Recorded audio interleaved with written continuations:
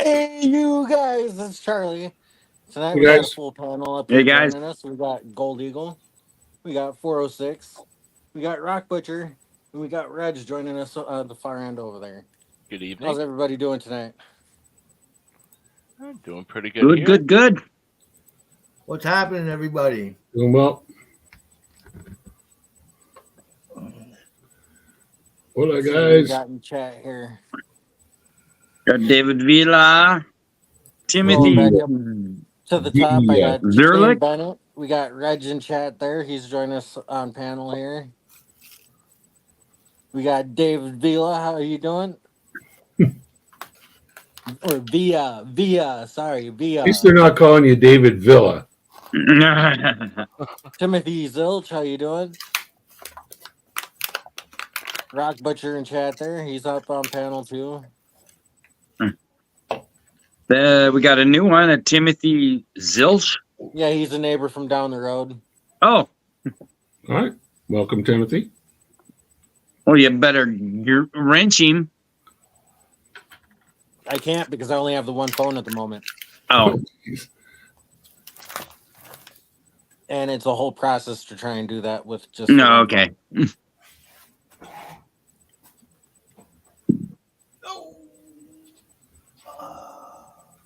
Oh, blistering barnacles. How's it going, man?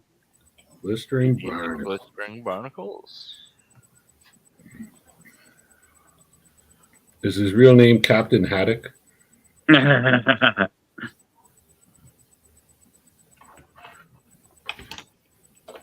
What do you got going on there, Joe?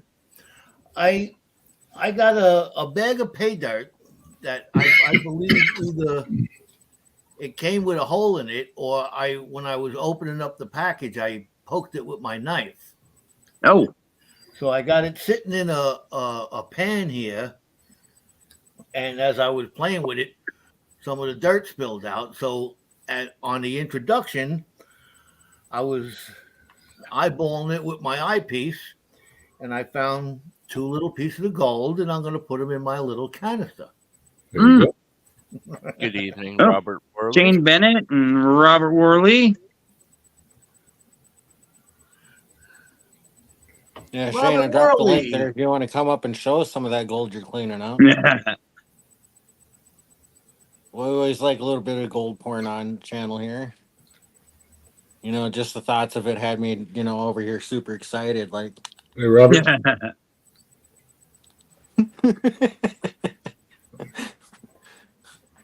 An ounce, you say, Shane. So that's where I put it.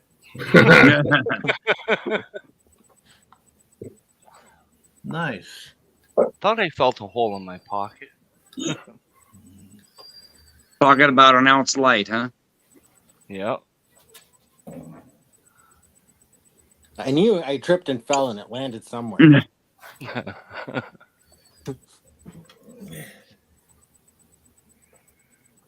That's going to be on my bucket list. I don't know if I'll ever get to it, but I'm going to go on my bucket list. I want to go over there and kick some goal with Shane. I would have to agree with you there.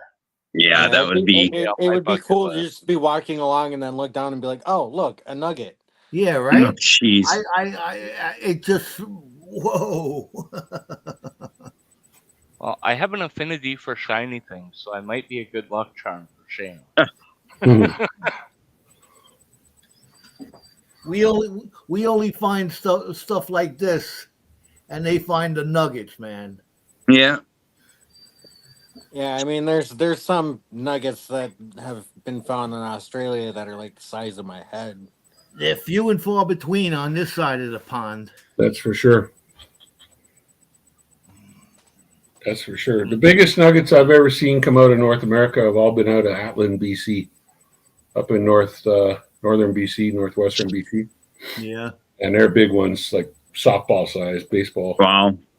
But Biggest one came out of Montana was 2 pounds.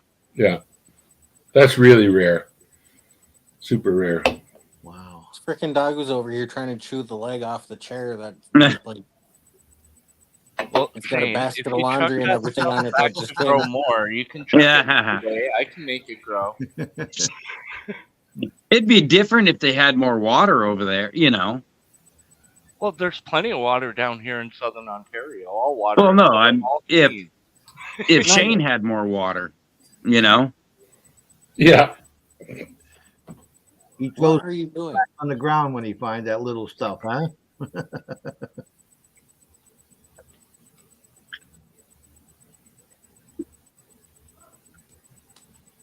Yeah, Too funny. that'd be real. Yeah, nice. that'd suck. Have a water truck come out and just a sluice. What would that cost you? I've seen it on some of those shows where they had to bring water trucks out there. I've done it in real life, man. Yeah. You know, well, that whole drilling job was the water truck was steady back and forth, back and Right. forth, back and forth the tube zone. Don't they have don't they recycle the water? They did, but it wasn't enough. We had to keep the rock was so fractured. We had three sumps, and they had the recycling going on, and the sumps weren't big enough. Like they would drain that sump inside a half an hour of drilling. And Oh wow! so it's like, well, you know, Order more water. wait for the truck. Yeah, we shut down twice. We only had to shut down twice, I think, for water, and that was it. But at the expense of a whole lot of consumables put down the hole, you know, to plug bentonite and whatever else. Right. Yeah. Did you just case that whole thing mostly then through the? No, we only cased that last hole. We cased to 180 feet because we had to get past. Remember, we got stuck in that clay bed. Right. And so we cased past the clay bed, and that was it. And then we drilled from there. But when we start up again in a week or so, we're going to back out. Well, we got to collect those teeth that are down at the bottom from the broken bit, and then we're going to back out, trip all the way out, 3,000 feet with HQ, and then take the bit off and put a shoe on. So it's got like an eighth of an inch.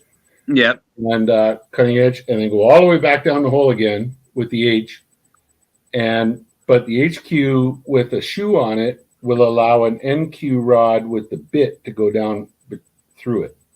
Oh, okay. And so we're going to neck down and drill the next, I don't know, probably 1,000 feet. I was wondering, you're talking about drilling. I was gonna see if Shane can answer the question. Do they have any water if you drilled down in Australia in like where you are? And if they do, how far would you have to drill to hit water? Oh, to hit groundwater. Oh, hit the aquifer? Wow.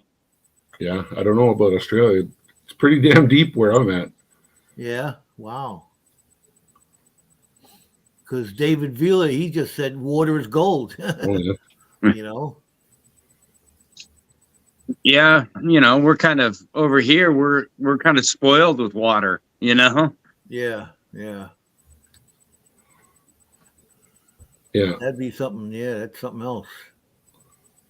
In some areas, we have water. It's too deep where he is. Yeah, I see. Yeah. Okay. Oh, yeah. What are they charging you approximately a foot to drill? Where? Rock Butcher. Oh, Rock Butcher. I could tell you exactly if you give me a minute.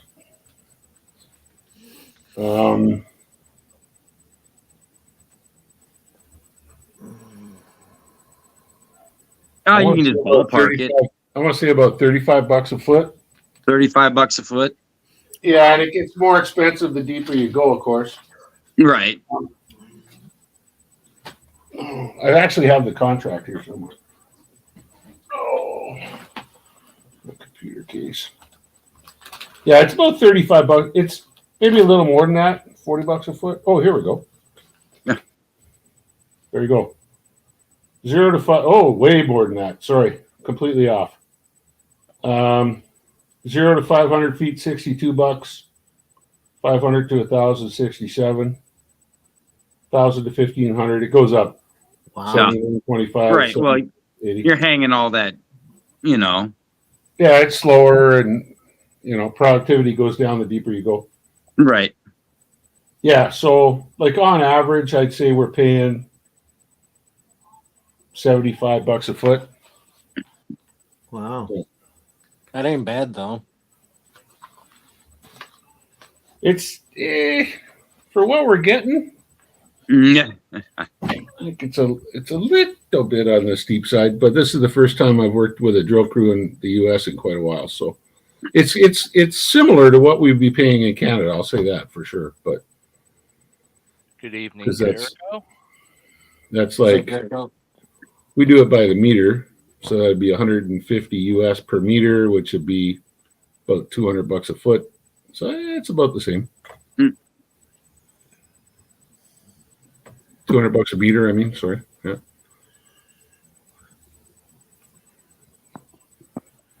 Hey, you guys. There's Jericho in the chat. Chat. yeah.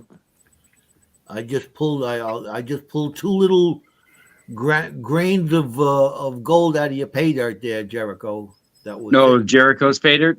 Yeah.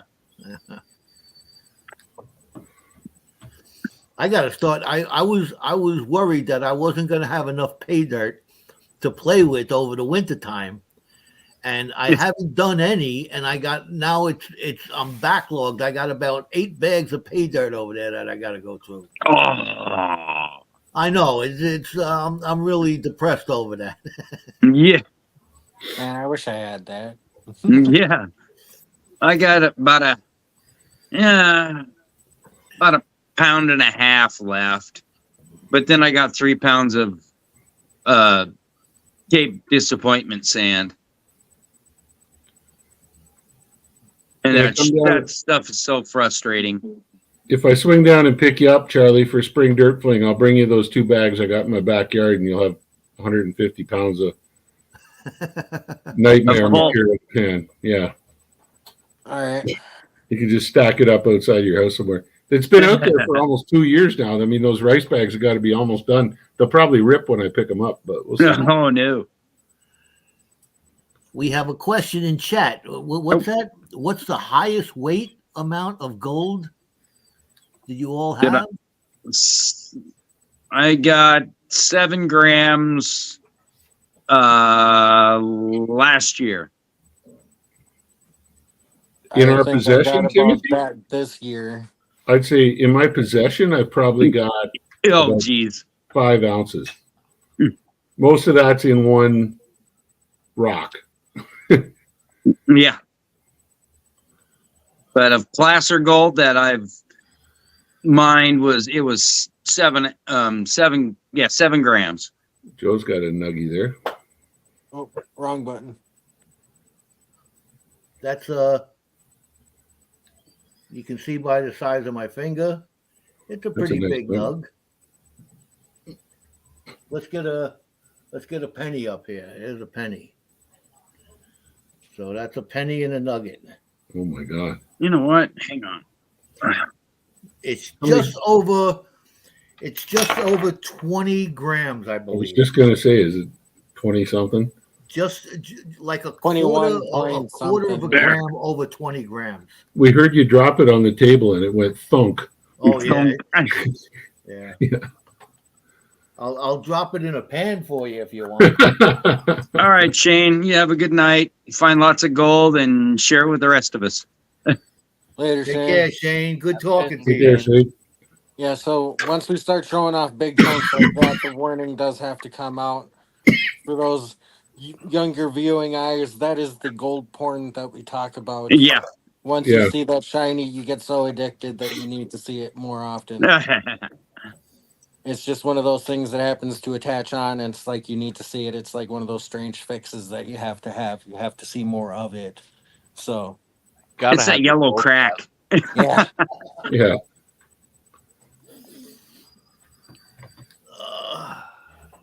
Like David just said right there, 100% truth. Yeah. Oh, 22 and a half? I thought it was 20. I know where I can find lots of mica and lots of pyrite. I got a whole jar full of pyrite. Eh,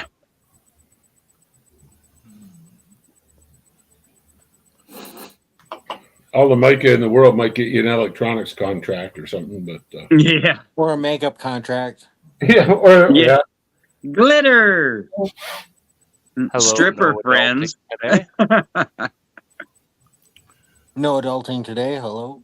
No adulting today. He's going.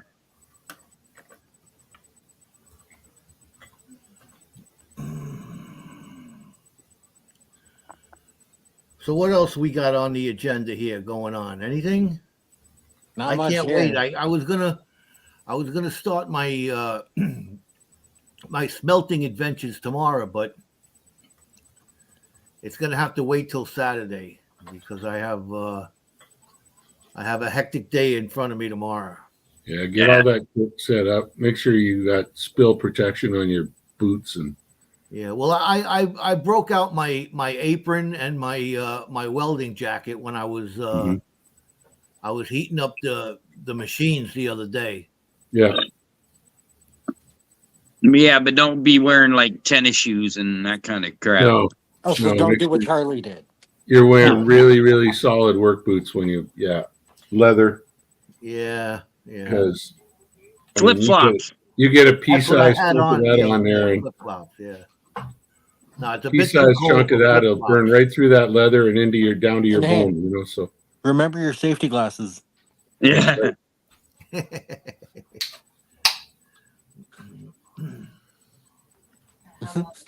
oh, And roasting black sands is their amount of salt. Mrs. Mix Rockwood in? is having a vodka lemonade tonight.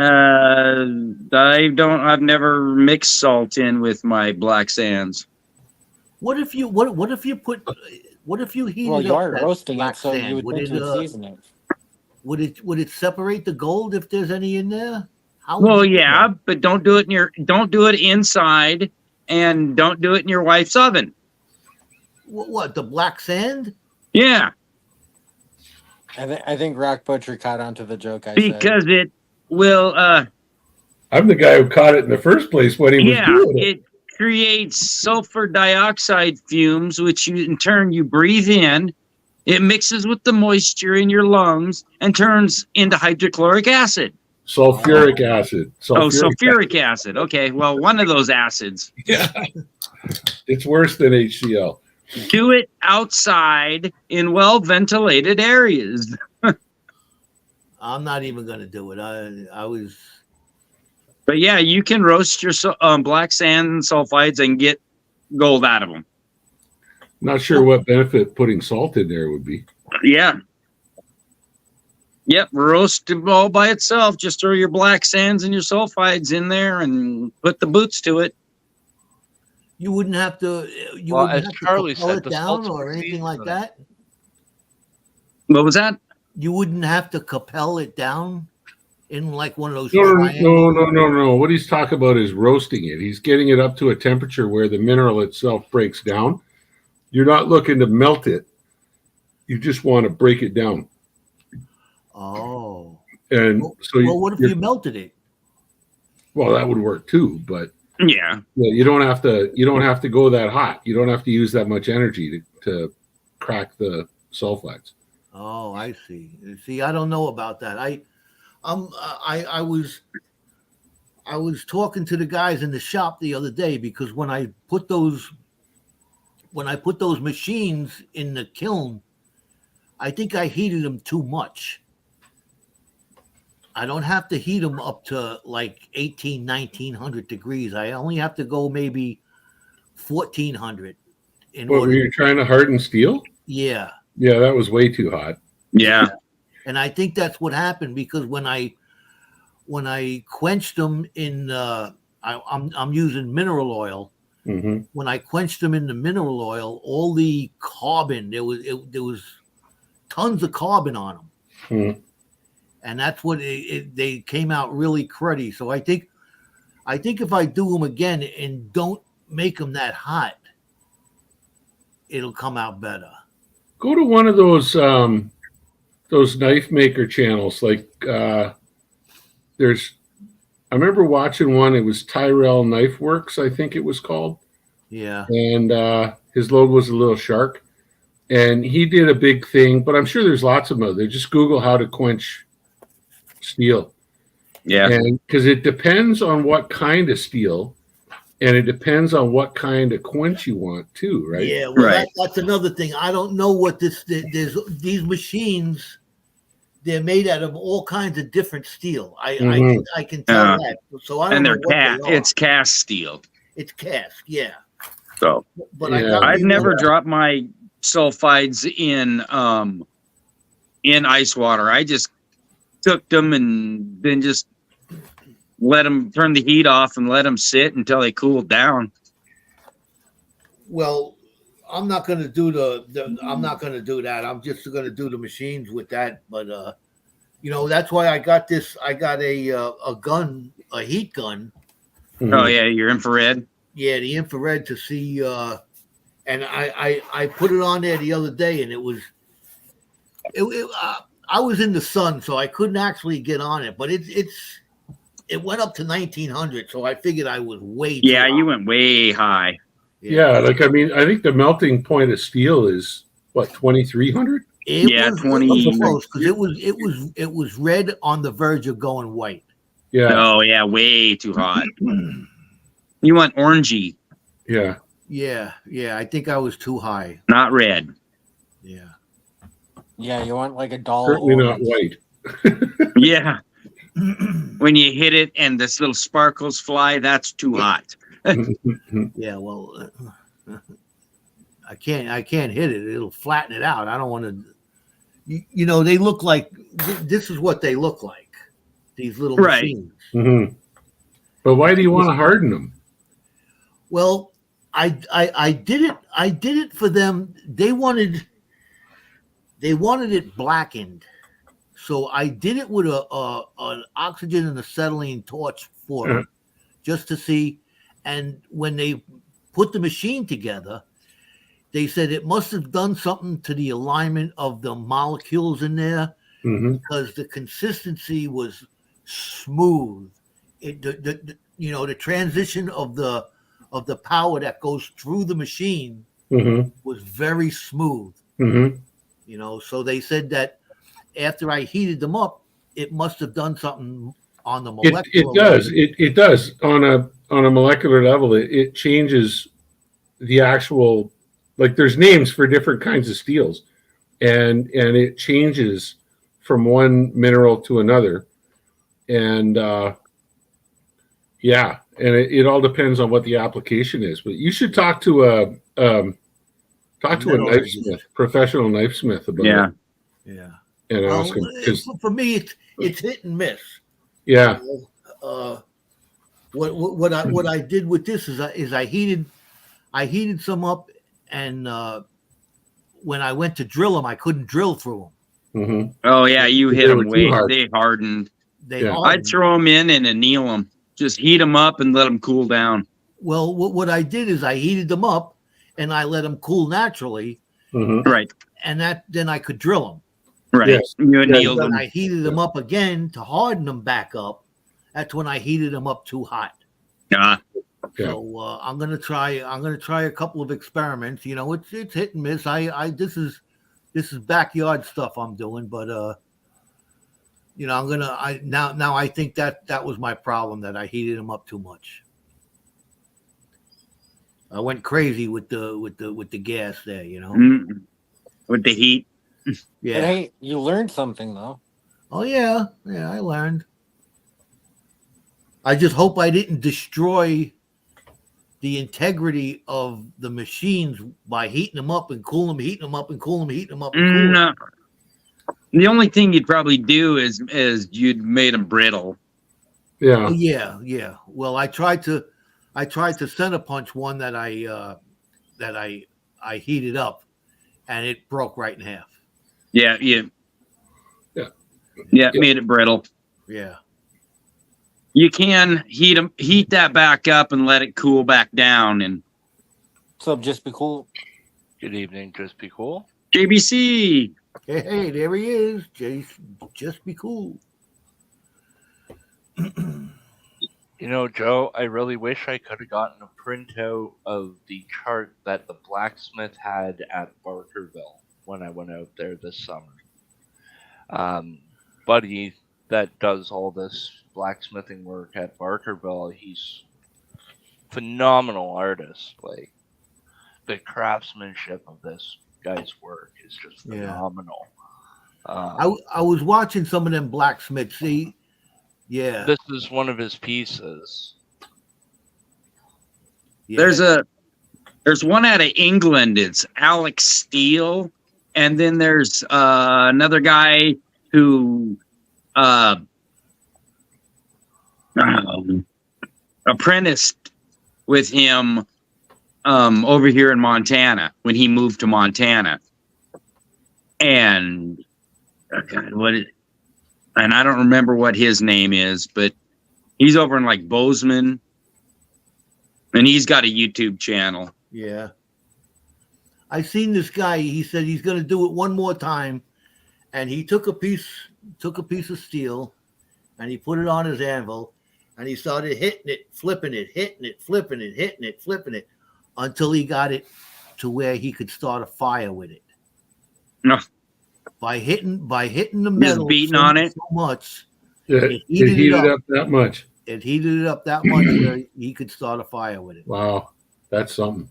Yeah, it is. It's amazing. Yeah, that's dedication there. You got to know what you're doing too. You know, he had the technique, and you can hear it. He had a nice anvil, and he'd hit it, flip it, hit it, flip it, hit it, flip it, and it flattened it out. And when he put it in his little bird's nest that he had there, it started a fire right up. Huh. Yeah, but There. if you got a good anvil and you got good hammer technique, you know how to work that metal to a point where it starts like heating up from the way that you're pressing it down like that by turning it and hitting those angles, and will actually produce heat from the hammering of it. Yeah.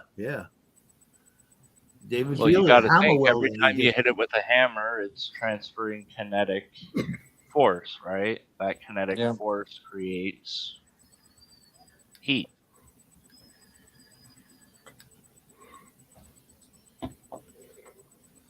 There's a technique to it. I haven't figured it out yet. I use electricity and flame. Talk about hitting steel. I'll tell you guys a interesting but mostly useless fact. If you have a steel rod, like say a piece of rebar that's about 2 feet long, whatever, and you go outside someplace where your compass isn't going to be affected by your house or your car or anything like that, get away from any metal, and set your compass to magnetic north. Don't do the declination thing, and line that steel up and directly in line with which way magnetic north is. Before you do this, you got to go on your website and you've got to find out what the angle of inclination of, like everybody's seen the magnetic fields going around a magnet. They go like this. Right. Well, it's exactly the same with the Earth, right?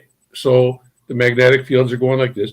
Well, at your latitude, what is the downwards angle of those magnetic lines? All right. Now, where I live, it's about 45 degrees coming down towards you guys are. Well, it should be about the same for you, Stacy. Yeah, not too much. But further south, it's not that. But so then you take that rod, you've got it pointed directly magnetic north, and then you tip it to whatever angle. You got to kind of eyeball it, and then you take a hammer and you strike it firmly on the end of the rod, and that rod will become a magnet. Really? Yeah, because just that one blow is enough. You got to give it a real hard knock, but that one blow is enough to it travels through that steel rod and it reorganizes the iron atoms just enough that they align to the Earth's magnetic field, because they're free for just an instant, And then when you and you can pick up paper clips or whatever else with it. Oh, cool. It's not a super strong magnet, but it's magnetic. Wow. Yeah. Interesting but useless fact. Who wants a Hey, really I love useless a super information. a super weak magnet? You know? And that is the first bit of information I'm going to say at any party I go to now. There you go. There you go. You got to align it to magnetic north, and you got to dip it at whatever. You can Your look inclination. it up. USGS, they'll tell you. There's websites there that'll tell you what's the angle of inclination of the magnetic field at your location.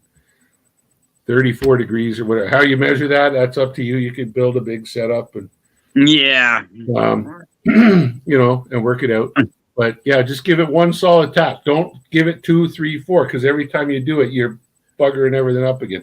Just one really good solid dong, and that's it. And yeah, it'll be magnetic. Hit the metal, not your thumb. Not your thumb. Yeah, you could use a protractor. Yeah. Yeah, you're exactly, David. Yeah, you're aligning the molecules to the Earth's magnetic field. Yeah. That's and exactly there, David saying that's why you lose the power of a magnet by dropping it, because you're dropping it in an unaligned position. This is why I say don't hit it 3, 4 times, because your hand's going to move, the rod's going to move. Just do it, bonk, and you're done. Yeah. Yeah. And if it don't work the first time, you got to get another program. Well, then do your math again. You know, figure it out. Line it up again and do it again. Get a bigger hammer. Yeah. That's pretty cool. I can't spell a Mongolian. See, these conversations go places where you learn something every day. I love that. There you go. Charlie, you need one of those stars from back in the 80s that pop up saying, the more you know. Right. For the old G.I. Joe show, and knowing is half the battle. Yeah. Or knowledge is power. That's right. The more you know. One of these things is not like the other. Mm-hmm. That sounds familiar. Yeah.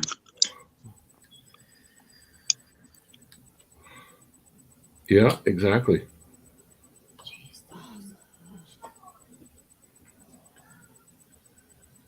All right, well, everybody, listen. I gotta duck out early tonight because I got a long day tomorrow. Well, thanks for joining us, Joe. I have to go down and help my aunt who's getting out of the rehabilitation hospital there. Nah. Back at home, so I got to drive all the way down to the city and help her do that and get it straightened out. So I'm going to duck out, call it a night. Good luck. Alrighty.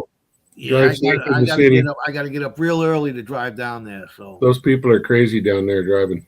Yeah. Yeah, don't watch where you're going. Watch where they're going. Exactly. My wife tells me we have to go down. I have to take her down to the city, Manhattan, every once in a while. And as soon as I cross that border into the city, she says that's when the road rage. I get road rage. Yeah. I can't handle it. You know, I wish I didn't have a very nice car so I could play bumper cars down Yeah. They should Get you know try Buick the and fill the 401 quarter panels with concrete. Yeah. Right. Big land yacht and a big LTD 70 style. Long. All right. Well, let me go. Thank you. All right, later, man. We'll see you all later. Take care, everybody. Ciao. Later, Joe.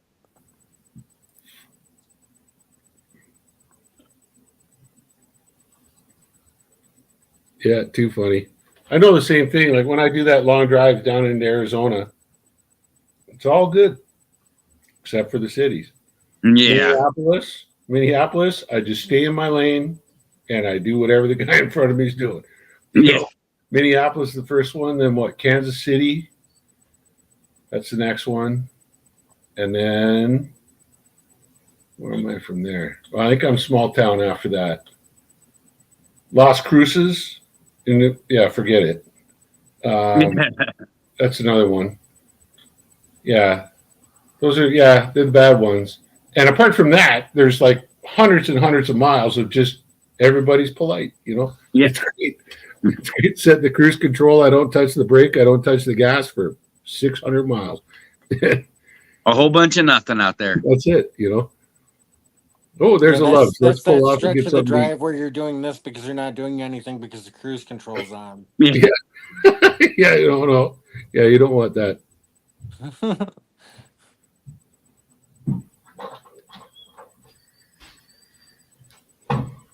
You got to watch out for the damn deer or the antelope ripping through there. That was the one thing I noticed, that it's not. I mean, the northern states are the same as like Ontario and in Canada, where we brush the highways back a long way because there are things like moose and deer, Yeah. But when you get down into the southern states where there's antelope and there's white-tailed deer, there's bushes right beside the highway. Oh, yeah. And you're doing like 75 miles an hour down this road, and you're going by a bush that's like, if you stuck your arm out the window, you'd probably get thorns in your hand. Yeah. And it's like, I can't believe they don't brush this thing back, because I mean, one javelina jumping out from behind that bush is going to cause a major corruption on the highway, And but they don't clear the bush. I don't know. Or why. a big old tall I honestly jackrabbit. think that the insurance companies sit out there with deer in cages and wait for certain cars to go by and be like, release. Yeah, yeah, probably. Like Arizona's terrible for it. It's like, oh my God, I'm doing 75 miles an hour driving past bushes. Yeah, some of those jackrabbits can get pretty big. Yeah. Yeah, you smack a jackrabbit at 75, 80 miles an hour. That'll take the fascia off the front of your bumper. Yeah. Yeah. Yeah, up here, the one that usually does most of the damage, but they only come around like every 13 to 17 years. And it's them cicadas that get like the size of your hand. Oh. And typically they do the most damage to like motorcyclists and things like that. Because could you imagine hitting something that size? Like the size, you can see how big my hand is to my head. Just smacking you, yeah. Something that big smacking you in the face while you're doing Wow. 60 on a motorcycle. Yeah. No. NC Recluse Minor, hello. I was riding a motorcycle and had a bee slip in between in the visor thing boy. right next to my. Man, you can't stop and get your helmet off fast enough. I There's guess. some funny stuff about bees and how I found out that I'm like semi-mildly allergic to them. Like, we were driving down the road and we smoke a bee with the mirror and it bounces off the mirror, flies in the window, and hits me in the face. Of course, it stings me just above the eye here. Yeah. But my whole face was swelled up for like 2.5 weeks Oh, geez. from that one bee sting. Wow.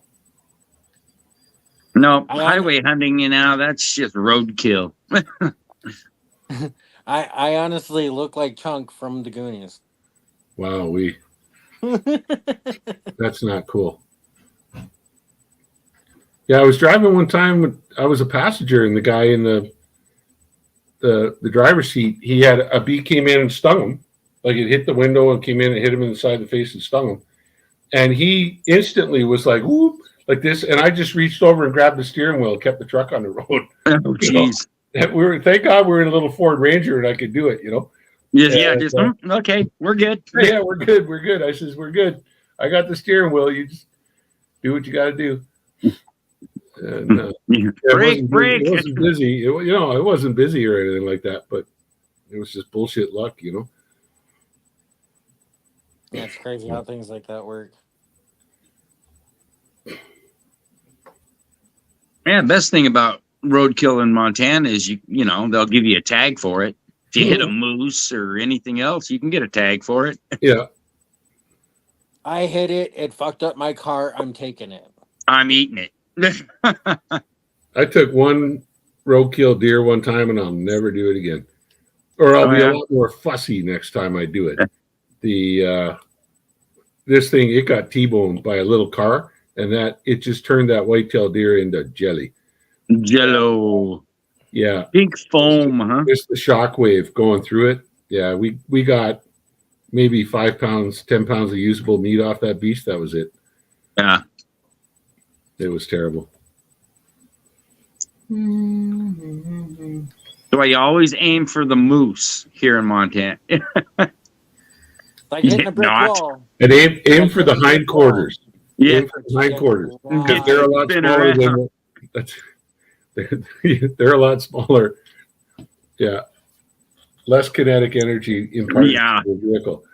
Yeah.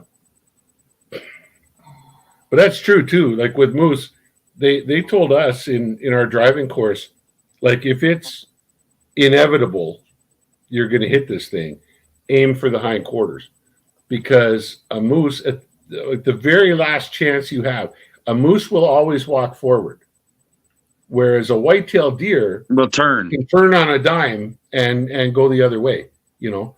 And so they said, yeah, with a white-tailed deer, it's You're hit or miss. you're hitting it. You know, you're going to hit it or you're going to miss it. You know, you can steer to avoid by all means, but Right. you know, it's let's flip a coin. But with a moose, if you aim for the back end of it, you might miss it. So, And there's, you don't have that huge front chest and everything else Just gonna come stopping. smashing down coming on over your the hood. top of your car, Yep. coming Yeah, in through taking your out your windshield and windshield. everything else. Yeah. At least you hit the rear end, you throw that ass end away from you, and you make it spin around the vehicle Yeah. instead of landing on the vehicle. That way you don't mess up the rack either, you know? That's right. Yeah. Fair point. Fair point. Yeah. Just, you know, you got, hopefully you What'd you got get your hacksaw on the Buick back of or the what'd you get your moose with this year? My truck. truck. 2010 what? Buick Century. Yeah. Minivan. Oh my God. I was going through Algonquin Park one day. I was coming back from deer hunting, and it was really foggy. It had snowed, and then it went above zero, above freezing. Yeah. And above 32. And so that, you know, when the snow started melting, it was just perfect conditions for fog. Ugh. And Algonquin Provincial Park, it's an enormous park. The highway goes right through it. And at the time, there was no hunting in it. So it's absolutely jam-packed with moose and deer. And through the fog, I was just creeping along the highway, and I could see a set of hazards up ahead of me. And I got close to it, and it was a car, and he pulled off. And there was a cow moose lying kind of half on the side of the road, half in the ditch. And it was just a little wee car. And he had hit this thing.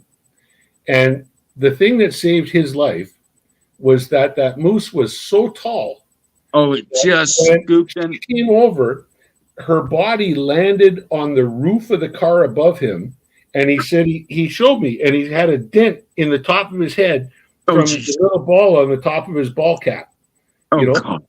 And the roof had come down donk like this. I mean, his car was a write-off, but she didn't. If his car had been a little higher, she would have come right through the windshield to him. Right. You know? And he, I said, okay. I said, there's phone booths along the way, kind of thing, in case something happened. And I says, here, hop in, and I'll drive you back to the. And so I drove him back, and he called in the MTO and the game wardens, and they all came. They came pretty quick. It was amazing. And drove him back to the wreck site and everything, and the game warden dispatched the moose on the. She was still alive. Her spine was broken, but she was. Yeah. I know how that goes. That's yeah. But anyway, I dispatched when I was younger. I dispatched a deer that got hit on the freeway. Mm-hmm. I squeezed the trigger about the time the HP stepped out of his car. Yeah. Yeah, they were not happy. I told the game warden, I says, I'm coming back from hunting. I got my 30-30 in the back of the car. And I was seriously thinking about putting a shot into it just to put her out. And he said, no, Right. you can't.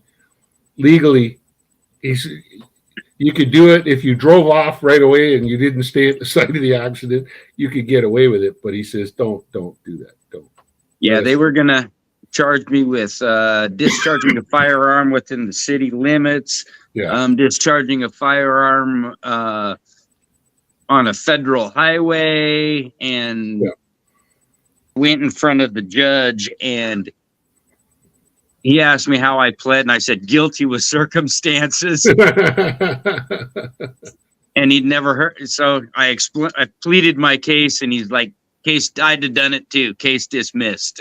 Yeah, right on. Yeah. With me, it would have been side of the highway was the small one, but discharging a firearm inside of a provincial park, that was right. The big one, there's a reason it's a park. And so.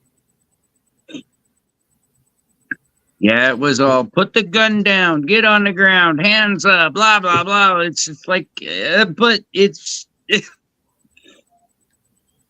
Sounds like when I go donate blood, they ask why so many buckets. How did you get the buckets filled up? Where'd you get the buckets of blood? They're never grateful for the blood, but they always have all these questions. Yeah.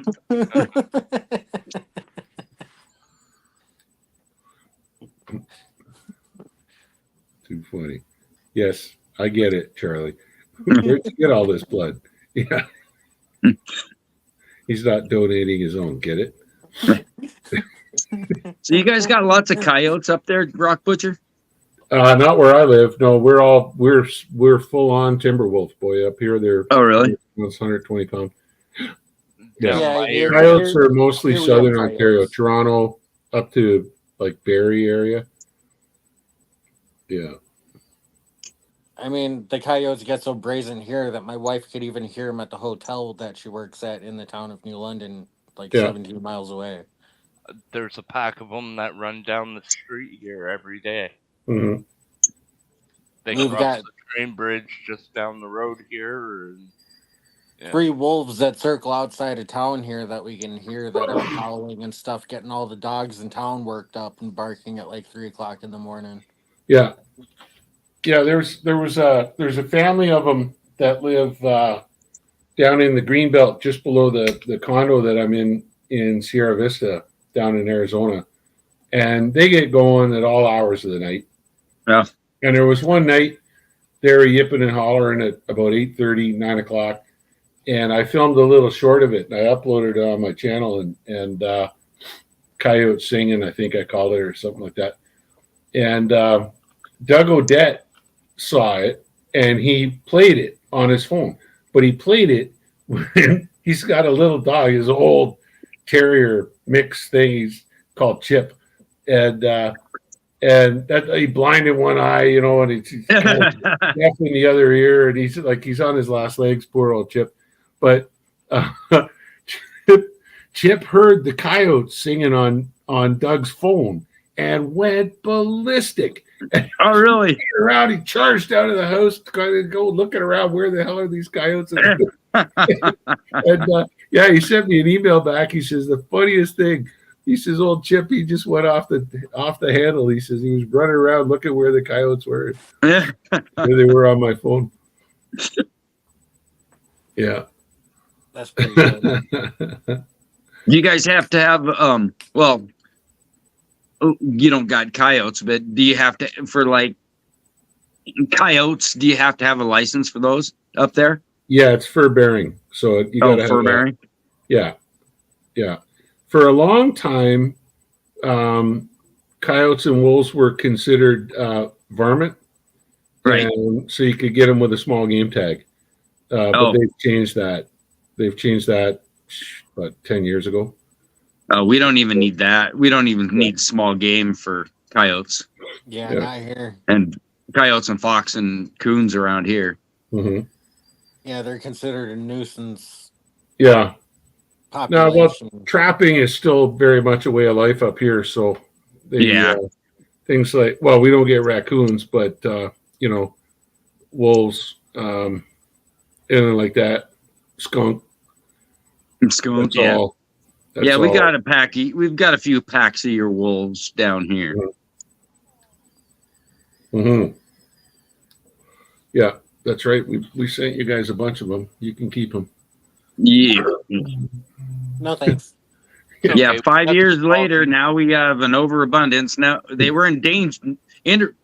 We They were got rid of extinct. them. Those They were animals are hunted the to size of my extinction. dogs. Yeah, they were extinct out of Montana, or very few, and then we imported a bunch. Now we have a hunting season on them. Yeah. You tell me.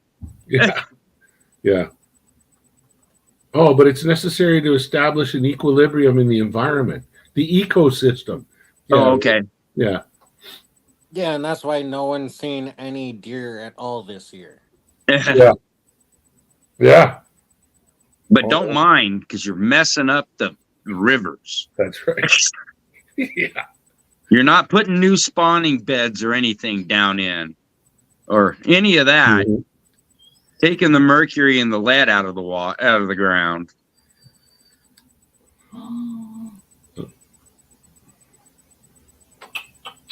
Or all the insects or everything that we dig up that the fish sit there and eat like constantly. And, Yeah, that's it. Yeah. We're releasing them into the water. you know, that they would have never been able to get to because they were like, 3-4 feet deep. Yeah. Or all the food we're giving them, because I've seen them sit at the bottom of my sluice and pick out worms or whatever. Or even just I've had think them about swim like, up my sluice.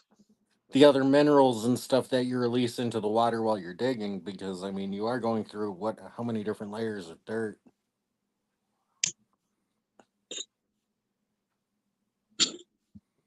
Yeah, I'm all for trout, but come on, really? Yeah, because if I could use like a high banker or like even a 2-inch dredge, you know how much more material I would be able to move in like a day? Yeah. There you go. My wife just got a super shocked look on her face. That's why I turned the camera and mic off. Uh-oh. She accidentally deleted in her Word document a sentence that she had written. Oh. And At least it wasn't. I introduced her to the undo button. Oh. Like, really? I was going to say, I hope it wasn't the whole document. No. It's like, undo. Oh, there it is. I wish we can our marriage for undo. You want to undo our marriage? No, you don't. Why not? Come on. Ooh, that's awesome. I knew then what I know now. There's that spice. That's the spice that keeps it all going. That's right. Yeah. You're If I go to bed tonight, will I wake up in the morning? She's a woman. Yeah. Only, yeah, I'd worry about that if she says, "Here, babe, here's a very special drink I made for you." Yeah. Yeah. That's where like I've been waiting until she takes a drink. Light cherry flavor. How about we switch cups? What do you Yeah. Gee, Yeah, my or like she brings me a plate of food and I wait until I see her take a bite. think? The assassin's bite of the same teapot thing. thing. And then Yeah. I'll wait until she takes a bite of something else, and then I'll take a bite of that. Be like, what are you eating on the plate? What are you not eating on the plate? Because I'm not eating that either. Yeah. Yeah. Yeah, but what you don't know is she's secretly been microdosing the Yeah, that's right. That's Yeah. right. for a while to build up the immunity. Yeah. Don't drink the Kool-Aid. Really evil. Rasputin I style. already don't. That's Oh, wow, you let her for. I've already watched enough of those documentaries on like the cults and stuff like that. When they start bringing out the Kool-Aid is when I start walking away. What was that? Jim Jones. Yeah, Jamestown. Yeah. Yeah, that's something. I'll be back. Got to take a spinny break. Yep. They're like, yeah, hey, let's have our Kool-Aid drink, and I'm like, yeah, I need to go. To the Yeah, I know. bathroom. I need to go to the bathroom. Yep. I'm And sorry, then I come back and everybody's like guns. tipped over. I pick up the cup and then I look around. It's like I set the cup back down. I'm like, yeah, I Yeah, think no. we're gonna head out, guys. The forbidden Kool-Aid. Deuces. I might call this in depending on where I'm at.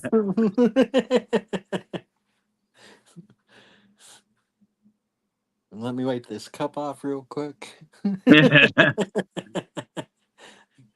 Peace. I thought Travis might be coming in. Is he working late?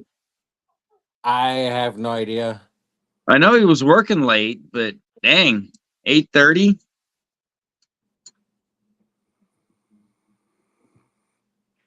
Because he's on the same time zone as I am. Yeah.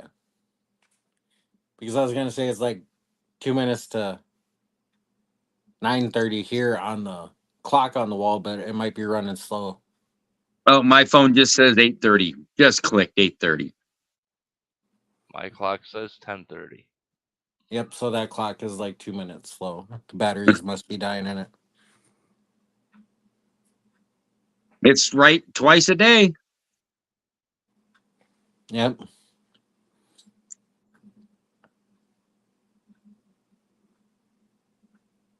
And mine always says 4:20. 420? It's 420 somewhere. Mhm. Well, Recluse Mine, are you going to be in chat or are you going to come up on panel?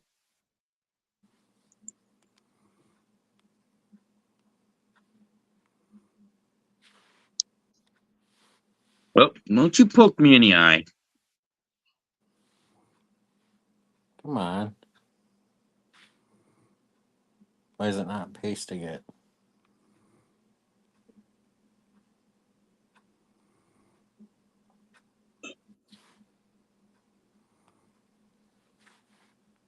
So where you going to head out west, Greg, this year? I don't know yet. There's been some recent things going on that might involve me having to take full custody of my son. Oh, that's right. So if that happens, then I may have to postpone my trip. But You can always take them with you. Yeah. I could. However, my buddy that I go up with, the van that we take is only a 2-seater. Okay, that explains. Yeah, you would almost have to take your own vehicle at that point then. Yeah. And that would add a lot more finances to the trip because it's quite a trip for you from where you're at to there. Yeah, Niagara Falls to It would be like a above trip. me. It would be like a trip from here to California for me. Well, my first year going out there, it cost me about $2,300 there and Wow. back. And that's gas, that's vehicle repairs, that's lodging, that's food, that's, you know. And I was only out there for 3 weeks the first time. I haven't calculated last summer yet. I'm estimating because we were there a whole month and we did a bit more traveling, we're looking roughly about $3,000 this year. Wow. I think I'll go to bed. And I still have to work that off. Work it fast again. Yeah. I don't have the night. No. I want to sleep. And then if I That throw my ceiling kid fan in the mix, kitchen is squeaking like crazy. And it's That doubles. yeah. Well, at least the food portion. Right. Yeah, well, you know, That's pretty much the same because we were using campsites and places like Walmart parking lots. yeah. Actually, a while ago, Walmart had at their light poles. They used to have free RV plug-ins, but they don't do that no more. No, they stopped doing that here a long time ago. Now, when you pull up to a Walmart, you're supposed to go in during business hours and let them know that you're going to be parked there overnight. Right. Because if not, they'll have security come and kick you out. Learned that lesson.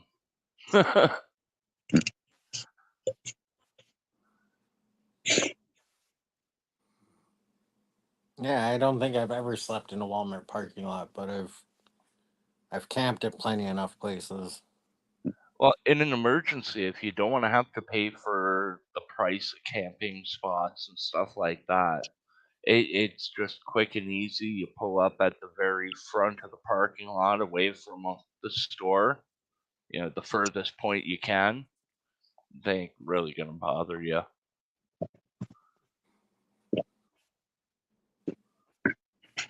Yeah, there's whole for multiple days, and leaving a big mess. Right. There's whole YouTube channels that are just, camping at Walmart. Yeah.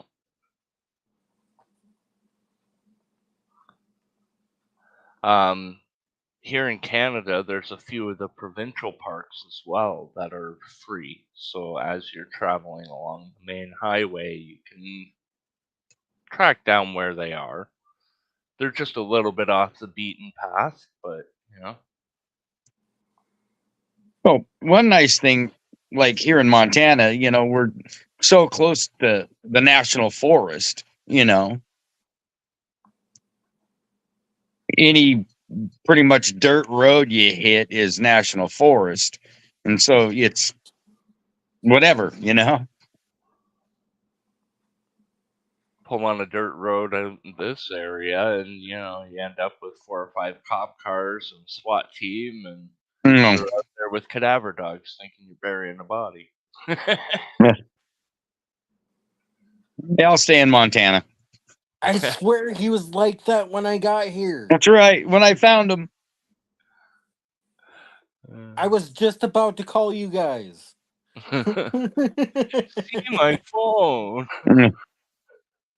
Look, I got the 9-1 in already. Yeah. I was just gonna call you. Yeah, I hadn't pushed send yet.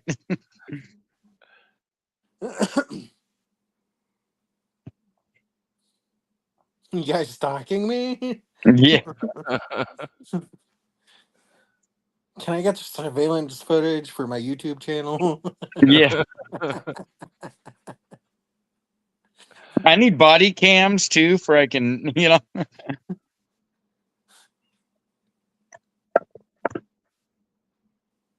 Yeah, if you hear banjo music, start running. Yeah. Paddle faster. And clench as tight as you can.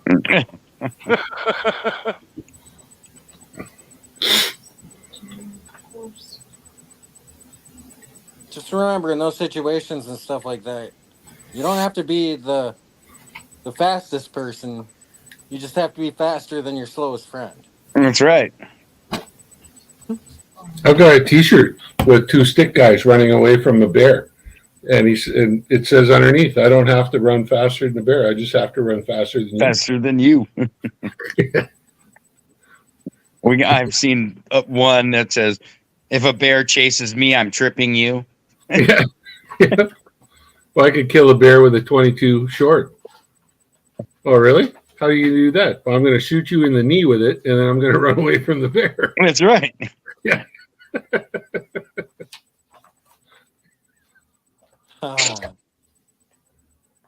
That's a little dark. Yeah. But that was a darker shade of gray right there. Mm-hmm. Yeah, it's all good. We hit that point every once in a while. Yeah. What we call going off the rails.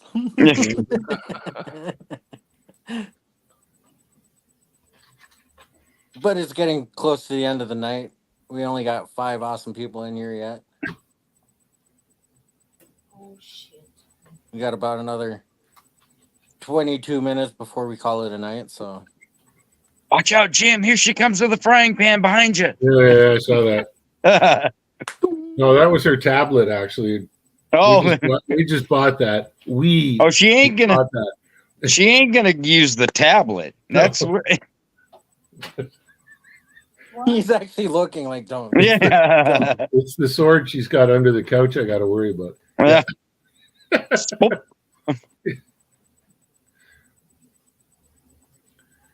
They're joking you, babe. I love you, dear. Yeah. See, Okay, Beep put your beep phone beep beep away. beep beep. I'll do tomorrow morning course. I know. You know, I I don't get it. have time to prepare. Okay. I take this damn book tomorrow. Yeah. Okay, everything ready? Okay. There we go. She's off to bed. I'm gonna call her mom. Yeah, you kick Finish me your out vodka in and here. lemon. I know. Yeah, I Oh, kick you out of here. shush, Jane. You tell me. What? Blah blah. Damn it. Damn it. What time is it in Mongolia?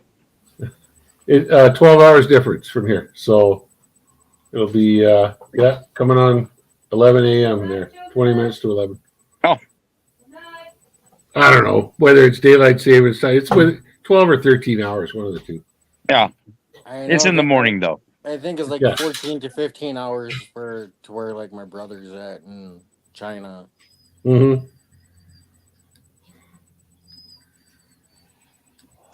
My brother's currently down in Thailand. Oh yeah. I'm gonna watch out for the lady boys. I was gonna say it, but I was like, maybe I shouldn't. And, Rock Butcher must have heard my brain scream. Uh-oh. No, my Because brother he Jerry said it too. pretty isolated where he is. The guy he's gone to go hang out with, he helped the guy open a tattoo studio down there, and yeah, it's a good friend of his. Is he up Guy- in the northwest, like Chiang Rai or Chiang Mai? I'm not sure exactly the location. Yeah. But There's a lot of expats live up there, yeah. right in the Opium Triangle. Yeah, a lot of expats move up there. That's for sure. All I know is he told me that the guy that he's hanging out with, him and his family, they're not bothered. No, it's a safe place. Thailand's a safe place. As long as you don't get on the wrong side of the wrong people, it's like, yeah. Not like Chicago or something, huh? Mm. Yeah, it's not like Mexico where you could be out just buying a taco at a stand and get shot up as some truck goes down the road, Or kidnap you. Sounds Yeah, like my old neighborhood in California. yeah.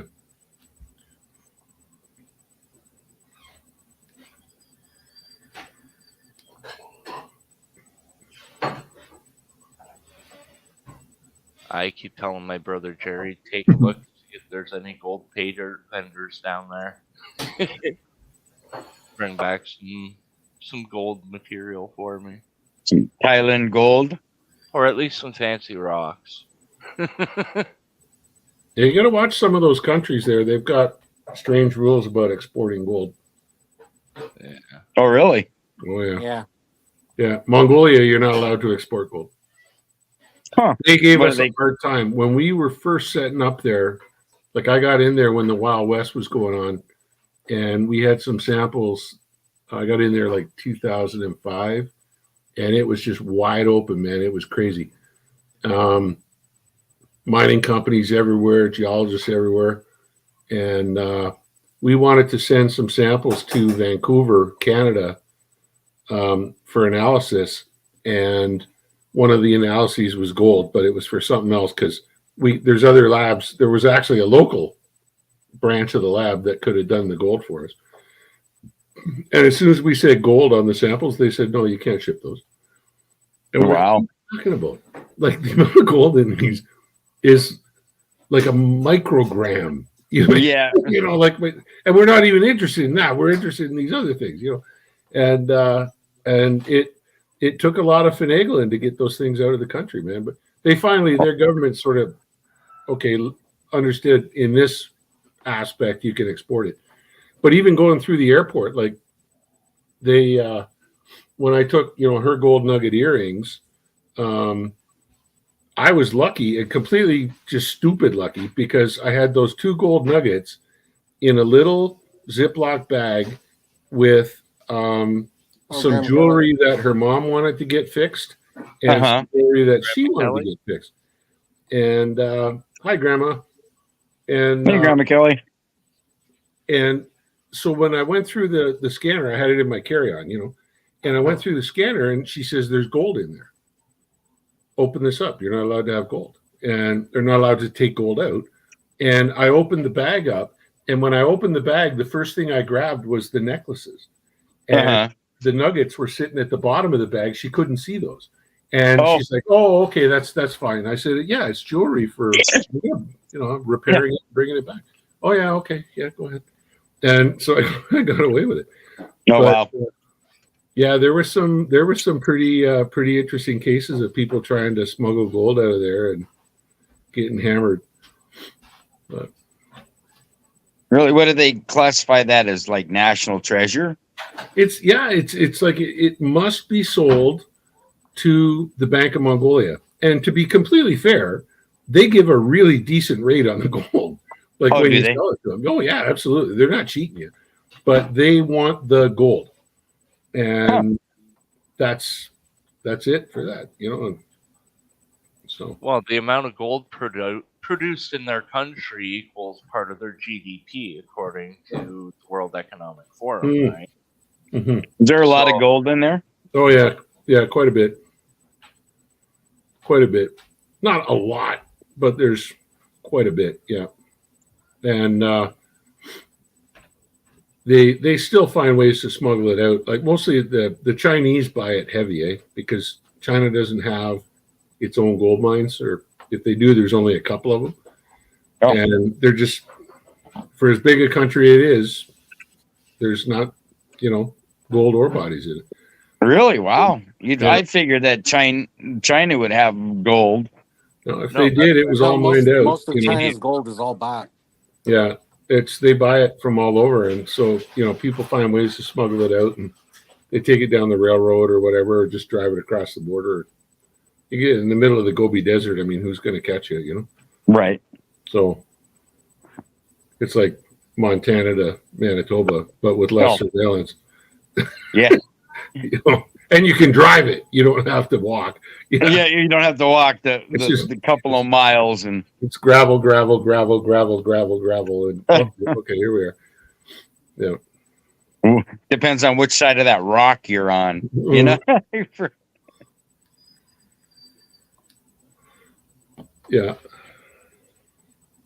I got to get it framed. I got it downstairs still. I was looking at it there the other day. I've got a ticket from the Mongolian border police for being too close to the Chinese border. And it was a coal job that my company got contracted to work on. And it was a real shifty company, you know what I mean? It was an Australian company, but they had all these Mongolian guys sitting in high seats and everything like that. And as soon as you see that, it's like, wow. And so my contact guy there, I said, okay, you've got all the permits already. Everything's cool. My guys could move down there. And we weren't there 2 days, man. And these border police rucked in, and they brought them over to me. And the officer actually spoke English. Oh. And amazingly, yeah. And they're like, well, Jim's the boss. Go talk to Jim. You know? Yeah. Like, okay, come on. So I went in. That guy. I went into my gur, or some people call him a yurt. In Mongolia, it's a gur. And I brought him into my office gur. And we sat down. I'm like, what's the problem? You know, and he says, well, you're supposed to have a permit for you and your people to be you're within 20 kilometers of the Chinese border, and you need to have a permit to be here. And I'm like, well, I asked, like, I'm a contractor to this company, and I told them to get all this stuff sorted out. And he said, well, they didn't, and I'm here now. He says, so you got to pay a fine. And he says, you could pay a corporate fine. And how many guys have you got? And there's like 10 of us, or you know, and it's like some enormous amount of a corporate fine per person, or you could pay as individuals, and it was like $10 each. Oh. and I'm like, okay, I'll just pay for all these guys, and let's all pay as individuals. So I actually have, it's this blue ticket. It's about that big, and it's all in Mongolian, so you don't understand it. But yeah, I actually got fined $10 for being too close to China. And you were within 20 kilometers. Yeah. Oh, that whole border is they don't like the Chinese, and the Chinese, their army will move up. They'll actually go into Mongolia and set up like observation posts and stuff like that. Jeez. And then the Mongols will go to China and say, "Hey, listen, guys, come on, you guys, you moved a kilometer into our property, and let's back it up a little bit." Yeah, they're not shooting at each other, but they're pushing the boundary. Yeah, they're pushing the boundaries. Yeah, because it's really no man's land, but it's full of natural resources. And Wow. To be frank, I'm surprised that China just hasn't rolled up 100 kilometers north, 60 miles, and that would wipe out like 3/4 of Mongolia's economic wealth. Oh, geez. Because it's all down there. It's crazy.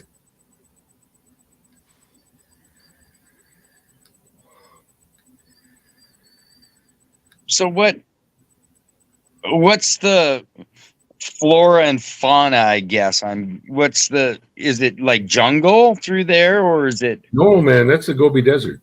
Oh, it's the Gobi Desert. There's Okay. almost nothing there. In the springtime, believe it or not, the whole place goes green. It looks like grass is growing, and it's chives. Really? It's actually chives. Yeah, with the little purple flowers on top. Just Uh-huh. like you grow in your garden at home. The whole, as far as you can see, is chives. And that's why I think the sheep taste so good, because they're self-marinating. But, there's those. There's something, I call it a creosote bush because it looks like a creosote bush to me. There's a few little sort of cacti, but nothing big. And that's about it, man. There's no grass to speak of. It's just, yeah, it's desert. Because I've seen, I guess on documentaries or whatever, it's like rugged mountains and not many trees, or maybe I was watching, the highlands or something. Yeah, that's in the west. That's what they call the Altai, or the highlands. And yeah, totally. The western, and it's beautiful, man. It is stunningly beautiful to be working out there in these, and it's crazy because you'll get these broad, flat basins, and then all of a sudden, like this towering mountain will just come out of the basin, and back down, and then behind it's another basin. And it's not like ranges, really. It's just like they're kind of hit or miss. Yeah, it's bizarre. Huh. It's really bizarre. Yeah, but it's beautiful country, that's for sure. Yeah. So not a lot of trees through there. No, the only place you see trees is where there's water, and then you'll see lines of trees. If you see trees, you're in a special place, and don't you dare cut down one of those trees because the locals will kill you. No, those are holy things.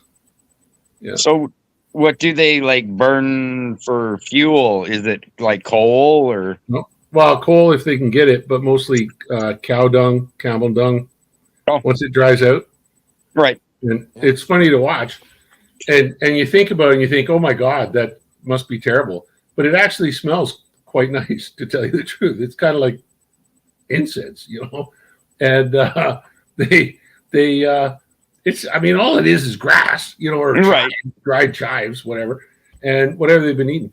And the old ladies will walk along with a big basket on their backs, and they've got this really long kind of spatula thing. Pooper scooper. And it's a pooper scooper. Yeah. And they'll scoop up a chunk, and then they flip it a couple of times on the end, and to determine the weight of it, to see if it's dry enough to actually burn. And if it's too heavy, they drop it and come back and get it later. And then when they flip it, they find, oh no, that's a good one. They just go, and, No. and it goes right in the backpack. And they come home at the end of the day with a backpack full of poop that weighs probably 5 pounds because it's so light once it's dried out. Right. And that's what they burn predominantly. Huh. Yeah. And it's a renewable resource because Absolutely. they make it daily. Just follow along behind the cows and the camels and the sheep and the goats. Yeah. Well, not the goats because those are little tiny pellets. But Those are just pellets. That's for your pellet stove. that's Yeah, for your those are for the pellet pellet stove. stove. That's right. That's a good one. That We and the should rabbit introduce it turds. to the pellet stove. Yeah. Get the kids to go out and pick up all the dry pellets. That's right. Good evening, the Bud That's File. funny. The Bud Files. We got 8 minutes left before the show's done. We're gonna call it a night. I'm like beat. I don't know. How you feel. I haven't done much today, but my body is just like physically tired. I don't know what it is. I don't know if I'm coming down to something, but yeah, could be that too. Yeah, today was one of those. We had a lot to do in the morning, and then the work just kind of petered out. Then it was like, oh, well, let's try to find something to do. I hate days like that. You can only sweep the floor so many times. Oh, my God. We were picking up staples. Yeah. Yeah. Yeah.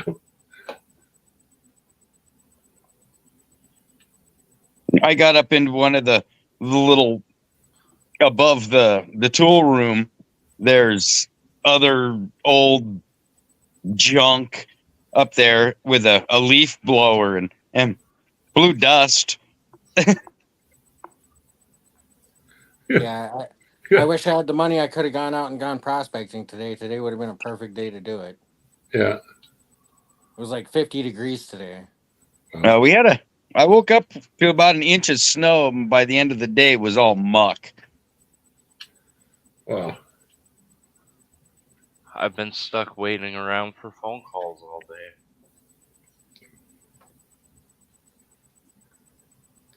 Because And Monday doesn't. Temperatures are supposed to dip off again and get real cold again. So Yeah. Monday, I think there's not much wood they're going to run, and it doesn't look like it's going to get much better than today did.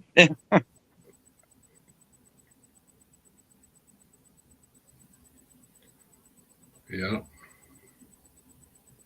Yeah, I've been steady ever since I got home. Drive the girls to school, take the boy to hockey, take Peggy down to her curling, get back home. Then, trying to catch up on I still have paperwork in that damn bag I got to punch in. And doing press releases for the company. And now they want I read a bunch of those. They want me to do a damn podcast. I'll send you the link for that once it comes out. Okay, cool. But right now, I'm worried about what I can and cannot say because it's my neck, professional Right. sort of thing. right. Because there's lots of information we have. It's just not all of it's been released to the public yet. Right. So how do I do it? Like in the U.S., does a podcast count as public information or not? I don't think it would because I don't think in Canada it does. So we'll see. Because not everybody would have the opportunity to watch the podcast, whereas any investor worth his salt has got a little notification on when a company sends out a press release, he gets a notification. Right. Right. So anyway, we'll figure that one out tomorrow, hopefully. But at some point, I'd like to have a day to myself. Yeah. And just like, I don't know, maybe lie in bed and watch TV. I haven't done that. Netflix. Yeah. So we're saying, my wife and I were saying she'd like to do the same thing too with all these college courses you got. But this weekend, maybe we'll just rent a hotel room for the night and the two of us will just lie there side by side and watch a movie together. Like, oh my God. Beep, beep, beep, beep. No. There'd be no beep. Well, maybe later. But most of the day would be just like, oh my God, this is great. No Shut kids, the blinds and no just cooking. Hide. Yeah, When you grab the Hobbit movies and the Lord of the Rings, yeah, exactly. maybe Yeah. we ain't doing it. That's damn it. Get room service. Yep. And yeah, We You ain't got moving. 27 we're not hours moving because anywhere. we ain't doing anything. That's it, exactly. Yeah. Leave I us. might get up to go to the bathroom. Yeah, exactly. Might. Yeah, Yeah. that would be it for sure. Well, yeah. Yeah, I could use that for sure. But it makes me feel bad about going back down there because I see how much they need me up here while I'm here, you know. Right. But at the same time, got to be making the pesos Yep. to pay El Banco. So, That's right. yeah. So in theory, when would they quote start breaking ground to mine? Oh my God. Would Nothing. it be 3 years, 5 years, Five- 10 years? 5 years. 5 years. 5 years if they got everything pushed through and no NGO threw a lawsuit at them, which in Arizona happens all the time. What's NGO? A non-governmental organization. Oh. Eco fruit bats. Oh, Yeah. tree huggers. Mm. I mean cactus So- huggers. Yeah, like up here in Canada, we've got a law about. I think the fancy word is litigious or litigious. When if you sue somebody for something, and you lose, and then you go right back at them again, and you sue them for something similar, then they call that litigious. Like you're just being an asshole. All right. Okay. You know what I mean? And if you keep going and keep throwing lawsuits at them for different things, and all you're trying to do is disrupt the process. And in Arizona, they don't have that law. And there's a mine there called Rosemount they're fully permitted. They're ready to go into production. And they can't. And for 10 years, they've been fighting some eco fruit bat group that keeps pulling them back into court. And they're not legally allowed to start breaking ground until those cases are settled. Oh, Jesus. Yeah.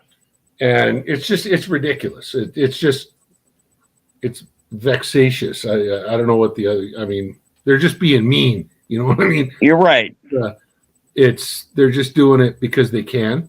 And they're just tying it up in legalities just to do it, to stop Yeah. the mine. Yeah. So barring that kind of thing, I would say probably 5 years if they can get her done quick. 8 maybe. But there's a long, good run on that stock before they get to those 5-7 years. That's for sure. Because it's just it'll be a steady, assuming everything goes right, inshallah. Then with our gold sampling and that kind of thing. It's after that, it's just numbers, man. And I'm really good at doing that kind of drilling. And it's just bing, bang, bing, bang, bing, bang, bing, bang, bing, bang. And just the numbers keep growing and growing and growing and growing and growing. get it all mapped out. And Yep. Yeah. Get her laid out. And that's the more holes you drill, the more information you got. Precisely. The bigger the resource becomes. And that, here's Travis in at the end of the day. Hey, Travis. Good evening, Travis. His ears must have been burning. I guess. But yeah, we're to the pointy end of the night. I would like to say thanks to all 7 people that are still in here hanging out with us to the end of the show. Really appreciate it. Remember to drop that thumbs up. Yes, Bob.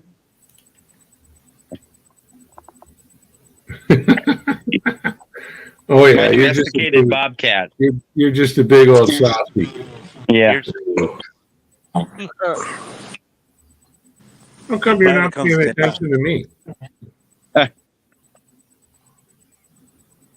Bob, meet What's Pete. that? Yeah. Bob, meet Pete. When I tell people I have a domesticated bobcat, they freak out.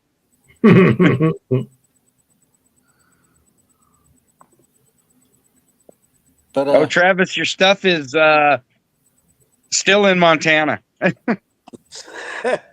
Okay. we're gonna call it a night and head backstage. Thanks everybody for joining us. Bye YouTube. Bye YouTube. hit that, I'm gonna play hit this that thumbs outro. up, folks, on your way out the door. Yep. Thanks Have for a good joining night, us. Good night. Look cool.